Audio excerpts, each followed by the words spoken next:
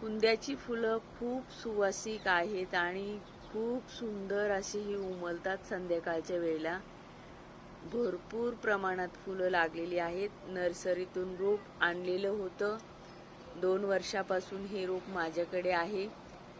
कसं लावलेलं आहे ते सुद्धा व्हिडिओ आहे चॅनेलवरती. वेळोवेळी त्याचे अपडेट दिलेले आहेत. कोणतं खत वापरते, कोणतं लिक्विड खत दिलेलं आहे, सर्व व्हिडिओमध्ये दिलेलं आहे. आणि खूप सुंदर सुगंध आहे याचा. याला कुंदा असं म्हणतात.